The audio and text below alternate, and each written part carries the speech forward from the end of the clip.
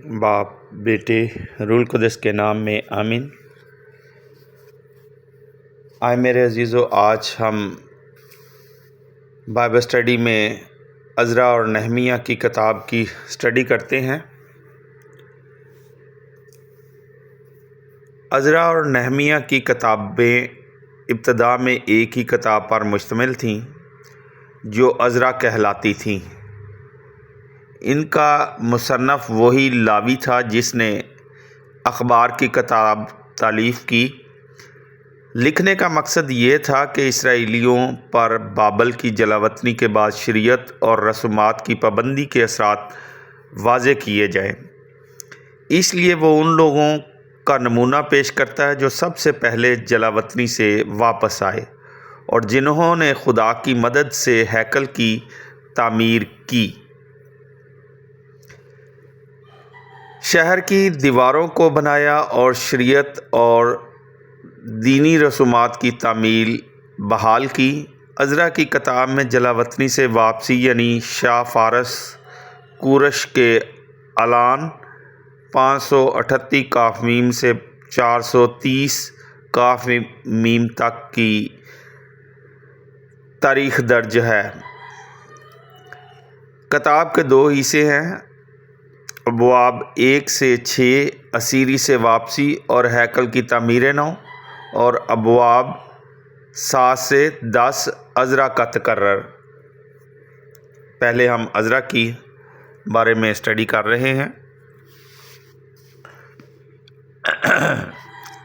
اور ابھی ہم دیکھتے ہیں نہمیہ کا تعارف۔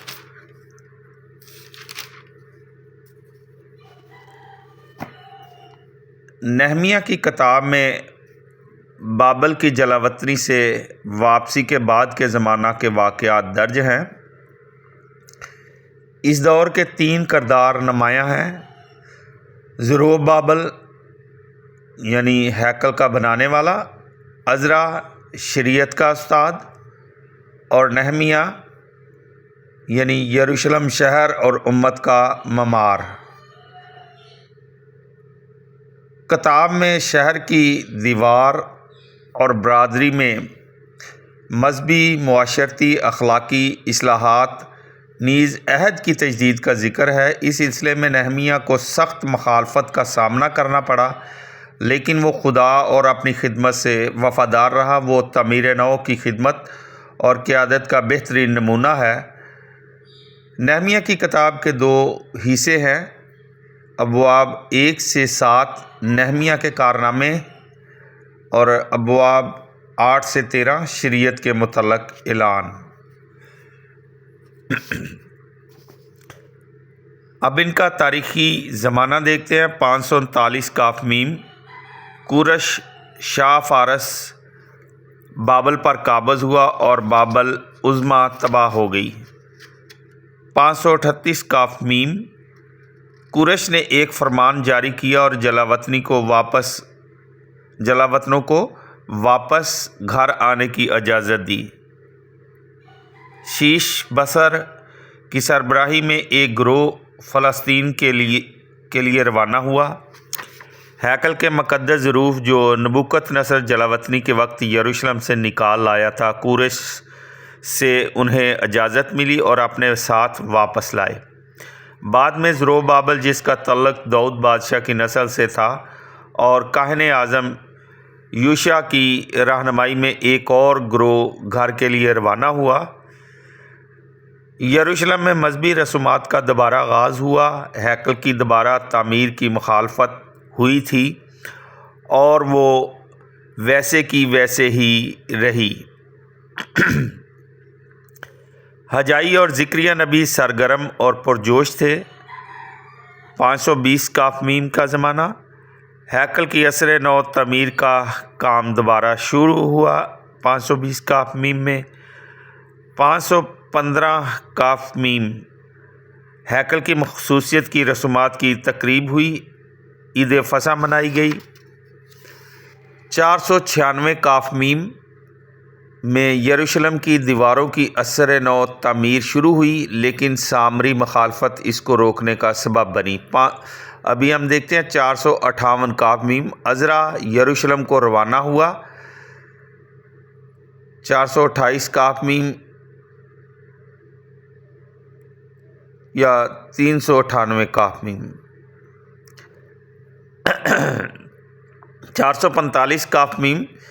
شاہ فارس کے حکم پر نہمیہ یروشلم کو گیا۔ یروشلم کی دیواریں اثر نو تعمیر ہو گئیں۔ نہمیہ کچھ عرصہ کے لیے فارس کو واپس گیا۔ 432 کاف میم۔ نہمیہ دوبارہ یروشلم کو گیا۔ عزرا اور نہمیہ سے رہنمائی پا کر لوگوں نے موسیٰ کی شریعت کی پیروی کرنے کا وعدہ کیا۔ 333 کاف میم میں اسکندر اعظم نے فارس پر فتح پائی۔ اس کے بعد فلسطین یونانی تہذیب و تمدن اور رسم و رواج کے زیر اثر ہو گیا۔ 330 سے 250 کاف میم میں اخبار عزرا اور نہمیہ کی کتابوں کی تالیف ہوئی۔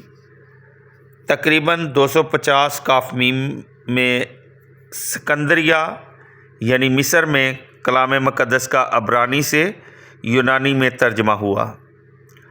70 دانشوروں نے یہ کام کیا، لہٰذا ان کے اس یونانی ترجمہ کو ترجمہ ہفتاد کا نام دیا گیا۔ 167 سے 164 کاف میم میں مکابیوں کی بغاوت۔ ابھی ہم ان کی کتابوں کی تالیف کو دیکھتے ہیں۔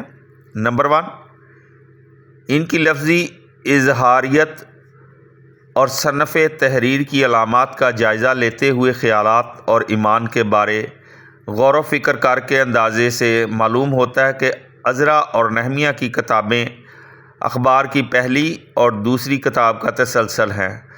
مثلاً تینوں کتابوں کا مصنف ایک ہی ہے، گویا مصنف کون تھا واضح نہیں ہے۔ نمبر 2، بظاہر 330 اور 250 کاف میم میں لکھی گئی عزرا اور نہمیہ کی طرف سے چھوڑا ہوا ریکارڈ اور مختلف عوامی دستاویزات تاریخی طور پر محفوظ تحریریں، دستاویز وغیرہ عبرانی اور ارامی زبان میں وسیع پیمانہ پر پائی اور استعمال کی گئیں۔ ابھی ہم ان کا مواد دیکھتے ہیں۔ نمبر 1، ارمیہ کی نصیحت پر عمل کرتے ہوئے بابل میں جلاوطنی اسرائیلی مستحکم اور پائیدار زندگیاں گزارنے لگے۔ ان میں سے کچھ امیر ہو گئے اور یہاں تک کہ کچھ سرکاری عہدے دار بن گئے۔ نمبر 2، جب کورش شاہ فارس نے بابل پر اپنی فتح مند حکمرانی شروع کی، اس نے جلاوطنوں کو اپنے ملک میں واپس جانے کا حکم دیا۔ وہ اب واپس جانے کے لیے آزاد تھے، لیکن کچھ بابل کی مستحکم اور پائیدار زندگی سے لطف اندوز ہونے کو جاری رکھنے کے لیے وہاں پر رہے۔ نمبر 3، واپسی پر بہت سال لگے۔ روانگیوں کی تعداد کوئی بھی ہو سکتی ہے۔ جو جلاوطنی کے دوران کنانیوں، سامریوں اور دوسروں نے فلسطین میں رہنا شروع کیا، اور واپس آنے والے اسرائیلیوں نے محسوس کیا کہ ہمارے سابقہ ملک اور گھروں پر اجنبی اور غیر ملکی لوگ قابض ہو گئے ہیں۔ جذبے یروشلم کی ہیکل تباہ شدہ ہیکل اور دیواروں کی بربادی نے جلاوطنی سے واپس آنے والوں کو مایوسی سے بھر دیا اور انہوں نے گرد و نواح میں رہنا شروع کر دیا۔ جیم، خیال کیا جاتا ہے کہ وہ جو واپس آئے ان کی تعداد 60,000 تھی۔ نمبر 4، وہ جو واپس آئے ابھی تک فارس کے قانون کے متحد تھے اور اسرائیل میں کوئی بادشاہ نہیں تھا۔ ایسا ہوتے ہوئے قیادت کا کاہن اعظم اور دیگر مذہبی اختیارات والوں کے قبضہ میں چلی گئی۔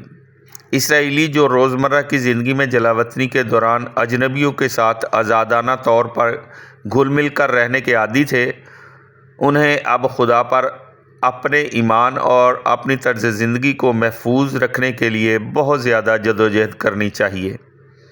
نمبر 5، اس قسم کا دور تھا جس میں عزرا اور نہمیہ، جو کہ دونوں فارسی حکومت کے کارندے تھے، یروشلم میں انہیں اپنے مقصد کو جاری رکھنا تھا۔ ابھی ہم اہم نکات دیکھتے ہیں۔ پہلے باب کی پہلی آیت، خداوند نے کورش شاہ فارس کے دل کو ابارا تو اس نے اپنی تمام مملکت میں منادی کروائی۔ پہلے باب کی تیسری آیت، پس تمہارے درمیان اس کی ساری امت میں سے کون ہے، اس کا خدا اس کے ساتھ ہو، اور وہ یروشلم کو جو یہودا میں ہے چلا جائے اور خداوند اسرائیل کے خدا کا گھر بنائے۔ پہلے باب کی 5ویں آیت میں واپسی شروع ہوتی ہے۔ تب یہودا اور بنیامین کے آبائی رائس اور کاہن اور لاوی ماہارک کے، جس کے دل کو خداوند نے ابارا، اٹھے تاکہ خداوند کا گھر بنانے کے لیے یروشلم میں جائیں۔ تیسرے باب کی پہلی آیت سے دوسری آیت، مذبح کی عصر نو تعمیر۔ تمام لوگ ایک تن ہو کر یروشلم میں جمع ہوئے اور انہوں نے اسرائیل کے خدا کا مذبح بنایا تاکہ اس پر سوختنی قربانیاں چڑھائیں، جس طرح سے کہ مرد خدا موسیٰ کی شریعت میں لکھا ہوا ہے۔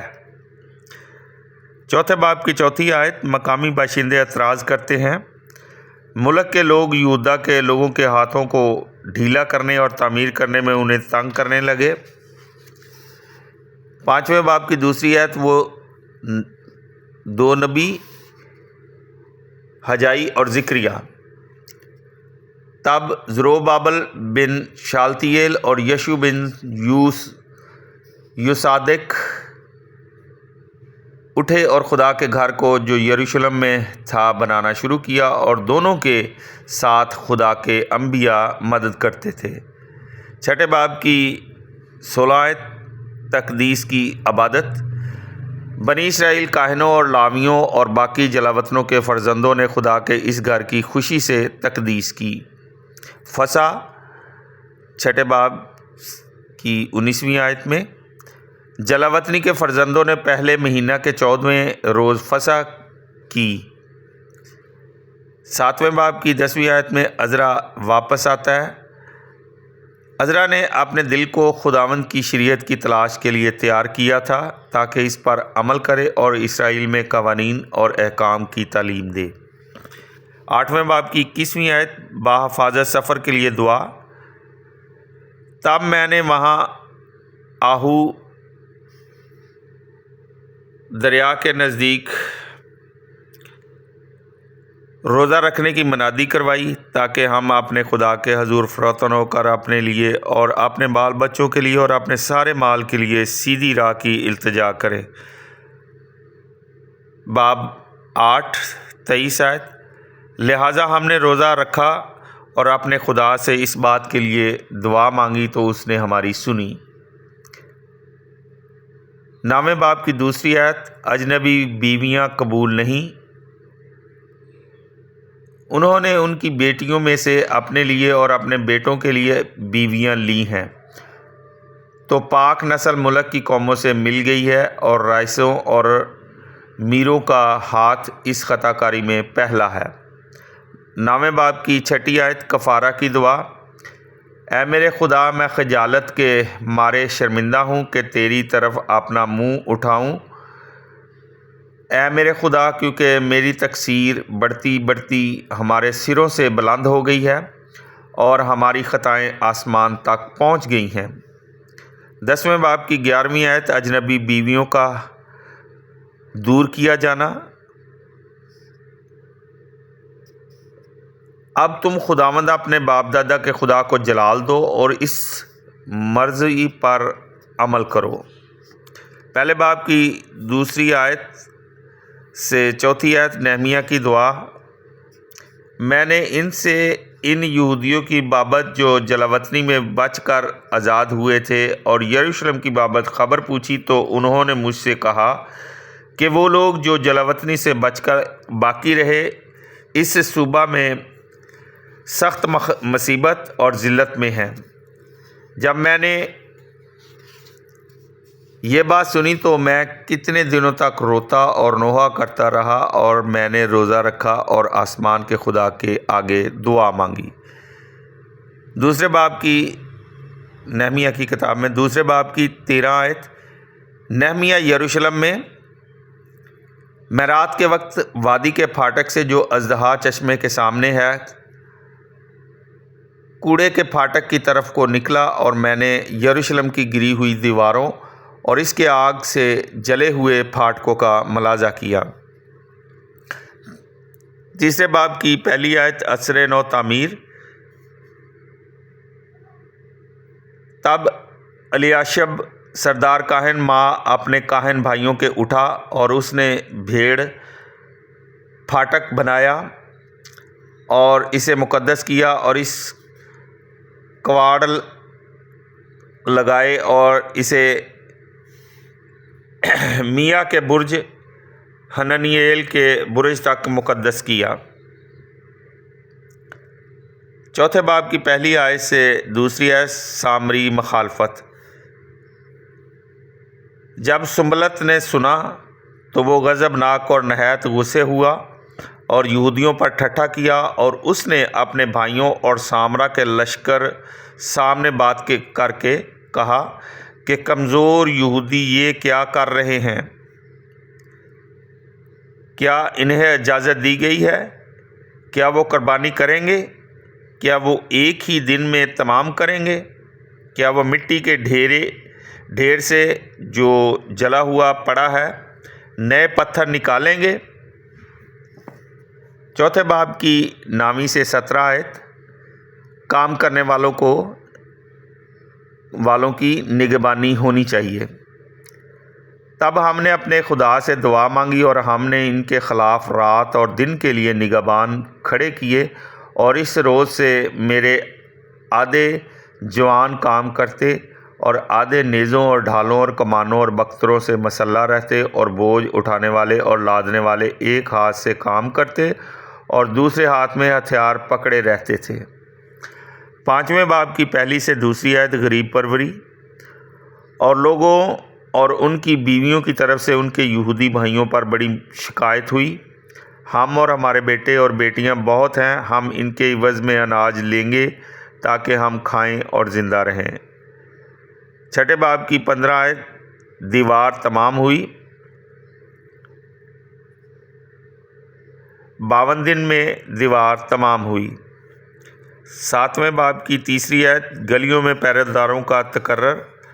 میں نے یروشلم کے باشندوں میں سے پہرے دار مقرر کیے، ہر ایک کو اس کی باری میں اور ہر ایک کو اس کے گھر کے سامنے۔ 8ویں باب کی پہلی سے تیسری آیت۔ بآواز بلند شریعت کا پڑھا جانا۔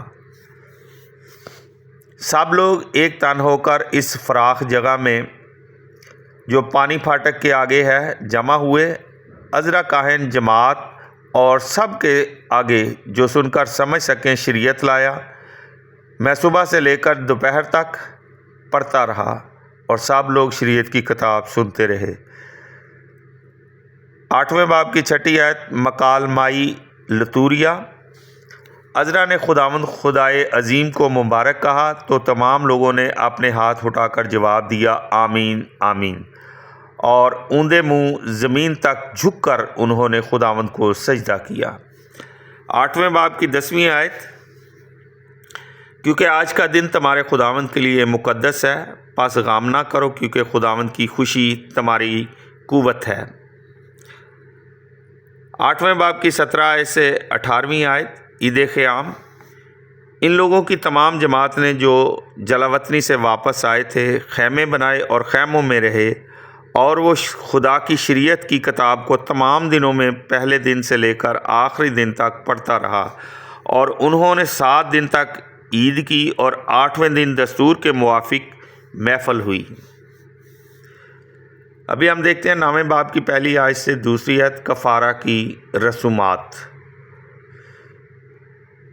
بنی اسرائیل روزہ رکھ کر اور ٹاٹ اوڑھ کر اور اپنے آپ پر مٹی ڈال کر جمع ہوئے، اور اسرائیل کی نسل نے اپنے آپ کو سب پردیسیوں کے بیٹوں سے الگ کیا، اور کھڑے ہو کر اپنی خطاؤں کا اور اپنے آباء و اجداد کے گناہوں کا اقرار کیا۔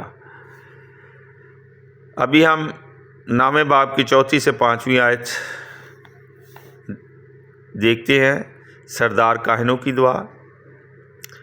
تب کھڑے ہوئے اور خداوند اپنے خدا کے پاس بلند آواز سے چلائے، کھڑے ہو جاؤ اور خداوند اپنے خدا کو ازل سے لے کر اب تک مبارک کہو کہ تیرا جلالی بزرگ نام تمام برکت اور حمد کے ساتھ مبارک ہو۔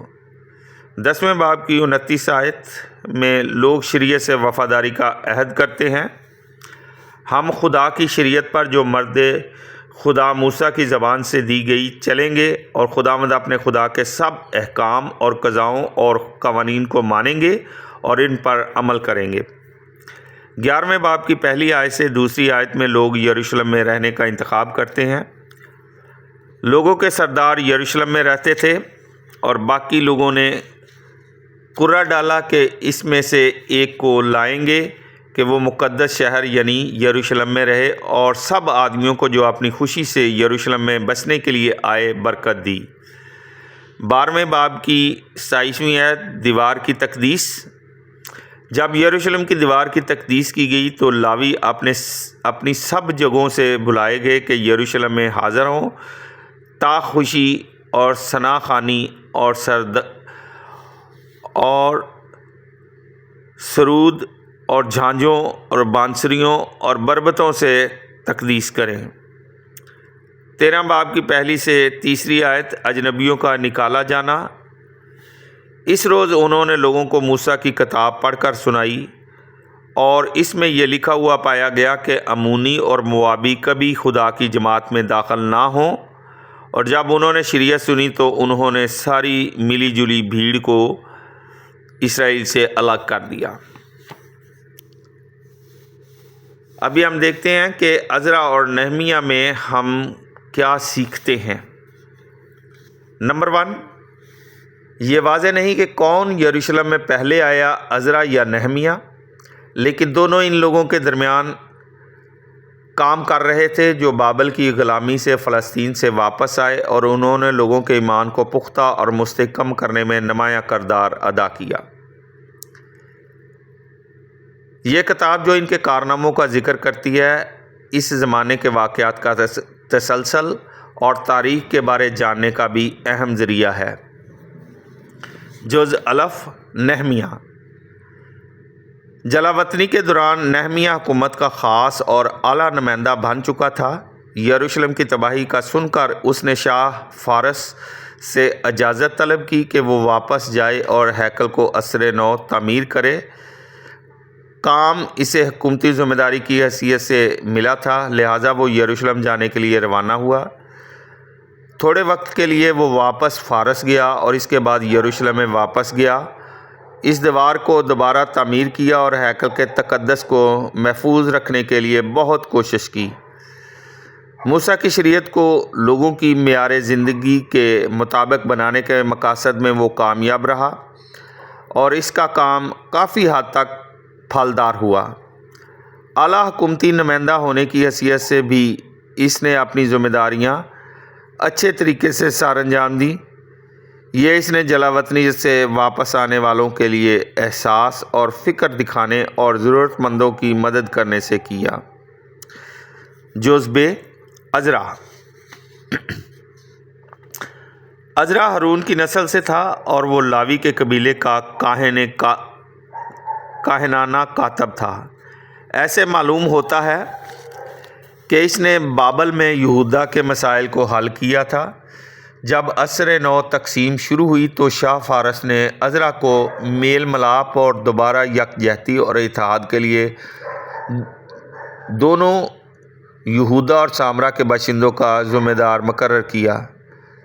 جلاوطنی سے پہلے پاک نوشتوں اور روایات سے متعلق دستی تحریروں کو کسی حد تک یکجا اور اکٹھی ہو چکی تھیں۔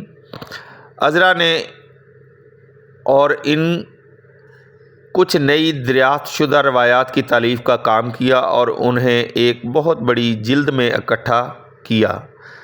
موجودہ دور میں جو بائبل ہمارے پاس ہے، اس کے بیشتر حصے اسی زمانہ میں مکمل ہوئے تھے۔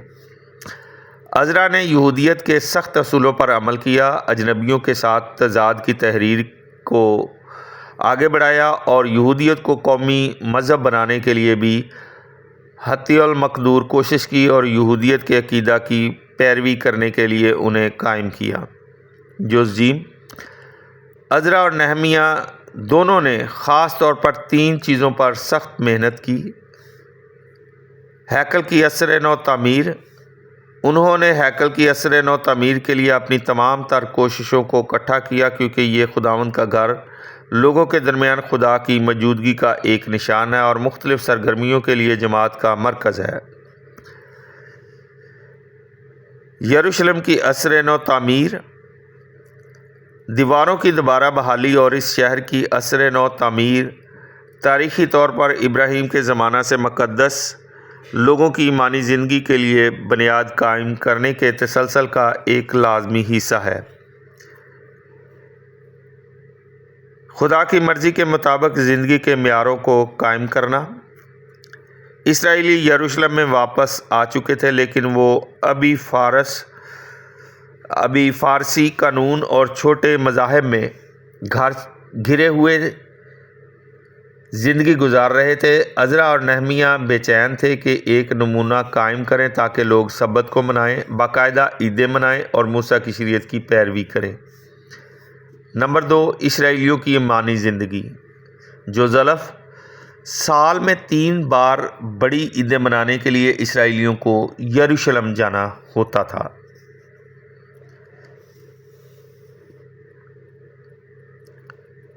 فسح، خروج کا منانا جب خدا نے لوگوں کو مصر سے نکالا۔ ہفتوں کی عیدیں، یہ فسح کے بعد 7 ہفتوں بعد منائی جاتی ہے، جب گندم کی فصل کی کٹائی اختتام پذیر ہوتی ہے۔ لوگ کوہ سینا پر خدا سے کیا ہوا عہد یاد کرتے ہیں۔ عید خیام، یہ ستمبر کے آخر پر منائی جاتی ہے جب انگور اور پھلدار فصلیں ختم ہوتی ہیں۔ لوگ باہر چھوٹے جھونپڑوں یا خیموں میں رہتے ہیں اور اپنے آپ کو یاد دلاتے ہیں کہ کیسے ان کے بااجداد مصر چھوڑنے کے بعد بیابان میں رہے۔ اس کے ساتھ آپ حوالہ اسٹڈی کر سکتے ہیں، تثنیہ شرح 16 باب 1 سے 16 آیت۔ جزء ب، سبت کی عبادات اور مقدس محفل۔ جلا وطنی کے ملک میں یروشلم کی ہیکل کی طرح عبادت گاہ نہیں تھی، لیکن ہر سبت کو شریعت کی کتاب اور صحائف انبیاء سے بلند آواز میں کلام سننے، مزمور گانے اور اجتماعی طور پر خداوند کی حمد و ستائش کرنے کے لیے لوگ اکٹھے ہوتے تھے۔ جب وہ یروشلم میں واپس آئے تو وہ ہر سبت خدا کا کلام پڑھنے کے لیے اکٹھے ہوتے تھے۔ لوگ استادوں اور ترجمانوں کو بلند آواز میں شریعت اور دیگر نوشتوں کو پڑھنے اور جیسے وہ پڑھتے تھے ان کو سمجھانے کے لیے بلاتے تھے۔ یہ ادا کرنے کے لیے ایک بہت اہم کردار تھا، اس لیے آہستہ آہستہ ان استادوں اور ترجمانوں کی اہمیت بڑھتی گئی۔ خدا کی طرف سے آزاد ہو کر لوگوں نے سبت کو ایک مقدس دن کا مقام دیا جس پر وہ خدا کے ساتھ رہنا چاہتے تھے۔ سبت کی محفل عبادت خانے میں ہوتی تھی، جیسا کہ مسیح کے وقت میں بھی ہوا کرتی تھی۔ موجودہ دور میں پاک یوخرست میں ہماری لتوریہ کلام کی جڑیں پائی جاتی ہیں۔ جزء روزمرہ کی دعا، ہر روز 3 دفعہ وہ کہتے ہیں، سن اے اسرائیل، خداوند ہمارا خدا وہی اکیلا خداوند ہے۔ تثنیہ شرح 6 باب کی 4 سے 9 آیت حوالہ اسٹڈی کر سکتے ہیں۔ وہ حمد و ستائش کے چند زبور گاتے ہیں۔ وہ جماعتی عبادت میں اجتماعی طور پر اپنے گناہوں کو اقرار کرتے ہیں تاکہ خدا دیکھے اور ان کے زخمی دلوں کو شفا بخشے۔ خاص دعاؤں کو پیش کرنے سے پہلے لوگ روزہ رکھتے ہیں، اور یوں روزہ رکھنا اور دعا کرنا ان کی روزمرہ کی زندگی کا حصہ بن جاتا ہے۔ جزء د، خاندان میں ایمان کی تعلیم۔ خاندان میں والدین کی طرف موسیٰ کی تعلیمات بچوں تک منتقل ہونی چاہیے، لیکن اگر ماں کا مذہب مختلف ہے، مذہبی تعلیم مشکل ہوتی ہے، اور ایسے ہی آزاد خیال اسرائیلیوں کے لیے ان کے ایمان کا عمل میں لانا سختی سے یہودیت کے پیروکار شدت پسندانہ رویہ اختیار کرتے ہیں تاکہ غیر یہودیوں سے شادی کرنے کی گنجائش نہ رہے۔ تاہم جب روت کی کتاب پڑھتے ہیں جو کہ اس دور میں لکھی گئی، ہم محسوس کرتے ہیں کہ کچھ لوگ اس قسم کے سخت قانون کی حمایت نہیں کرتے جو دوسروں کو خارج کرتا ہے۔ جوزے واپسی کے بعد اپنے آپ سے یہ سوال کرنا جاری رکھا جس کی وجہ سے وہ جلا وطنی میں پریشان رہے، جیسا کہ خدا نے اسرائیل کو کیوں چنا۔ خدا کے اپنے لوگ بن کر انہوں نے اپنی تاریخ کی یادداشتوں کو اثر نو شعور دیا، ہمیشہ انہیں اپنی نظروں کے سامنے رکھا اور دور کے پاک نوشتوں اور زبوروں میں وراثت کے طور پر پیچھے چھوڑا۔ یہ یادیں خاص طور پر تثنیہ شرح، اخبار اور مزمور 78، 105، 106 اور دیگر مزامیر میں دیکھی جاتی ہیں۔ چنے ہوئے لوگ کے معنی اسرائیل کے حوالہ سے مشکلات اور پریشانیوں کے دوران ان کے انتخاب کی تصدیق ہوتی ہوئی معلوم ہوتی ہے۔ آج تک انہوں نے کئی بار تجربہ کیا ہے کہ خدا انہیں کبھی بھی ترک نہیں کرتا۔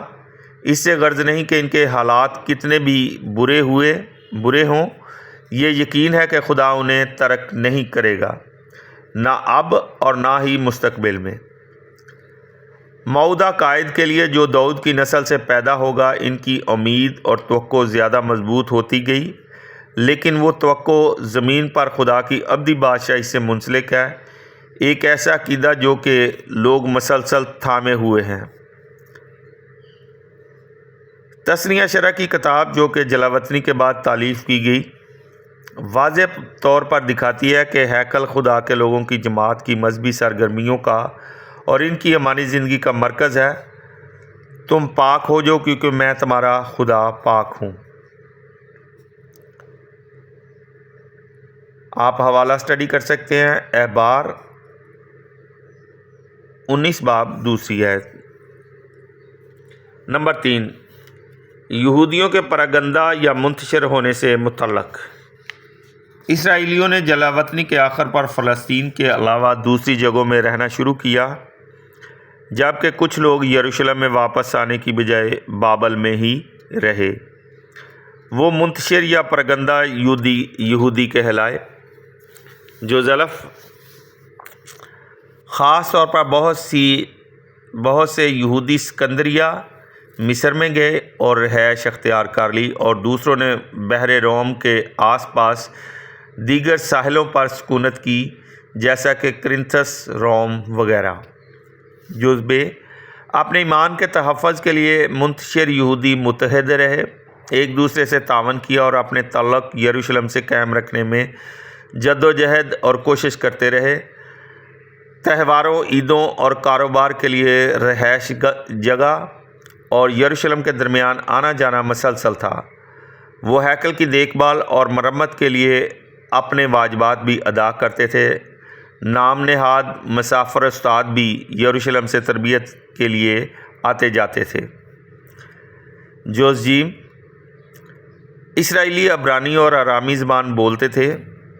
دوسری صدی کافمیم سے انہوں نے آہستہ آہستہ مقامی زبان کا استعمال شروع کیا یا اجتماعی زبان یونانی بولنے لگے، لہٰذا ان بہت سے لوگوں کے لیے جو پڑھنا نہیں جانتے تھے، بائبل کا ترجمہ سکندریہ مصر میں 250 کافمیم میں یونانی میں ہوا اور ہفتادی ترجمہ کے نام سے جانا جانے لگا۔ اس ترجمہ کے لیے ہمیں شکر گزار ہونا چاہیے، اس میں نئی دستاویزات کا اضافہ ہوا۔ جوزدال بہت سے منتشر یہودی اپنے عبادت خانوں میں یونانی بائبل استعمال کرتے تھے۔ بعد میں ان جگہوں پر جو مقدس پولوس اور اس کے شاگردوں سے مسیحی ہوئے، وہاں بھی استعمال ہوئی تھی۔ جوز ہے، لیکن سن 70 یروشلم کی تباہی کے بعد یہودی کاتب یبنا یعنی جمینیا کے قصبہ میں جمع ہوئے، فیصلہ کیا کہ صرف عبرانی کتاب پاک نوشتے ہیں اور باضابطہ منظور شدہ بائبل میں یونانی کتابوں کو قبول نہ کیا۔ اسی دوران مسیحی کلیسیا نے یونانی بائبل کو جیسی وہ تھی بشمول صرف یونانی اضافوں کے، جو آج کل قانون ثانی یا اضافہ جات کہلاتا ہے، استعمال کرنا جاری کیا۔ اپنے خادم ریورنڈ بشپ ڈاکٹر اسٹیفن صدیق کو اجازت دیں۔ نیکسٹ سیشن میں ہم بائبل اسٹڈی میں توبیہ کی کتاب کی اسٹڈی کریں گے، اور اس کے ساتھ ایک اور کتاب جو اس سے نیکسٹ ہے،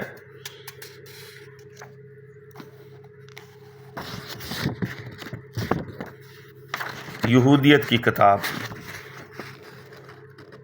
ان دونوں کی اسٹڈی کریں گے۔ تب تک کے لیے اپنے خادم ریورنڈ بشپ ڈاکٹر اسٹیفن صدیق کو اجازت دیں۔ خداوند ہم سب کو اپنا کلام پڑھنے، سننے اور اس پر عمل کرنے کی توفیق عطا فرمائے، آمین۔ خدا باپ، بیٹے، روح القدس کے نام سے آمین۔ میری آپ تمام دوستوں سے، بھائیوں سے، بہنوں سے گزارش ہے، بائبل اسٹڈی کے اس چینل کو سبسکرائب کریں، لائک کریں اور اپنے عزیز و اقارب میں شیئر کریں، تاکہ ہم خدا کے کلام کو دنیا کے کونے کونے تک پھیلا سکیں۔ آپ اپنے عزیز و اقارب سے بھی یہی ریکویسٹ کریں کہ وہ اس بائبل مقدس کے چینل کو لائک کریں، شیئر کریں، تاکہ ہم خداوند کے نام کو عزت اور جلال دے سکیں۔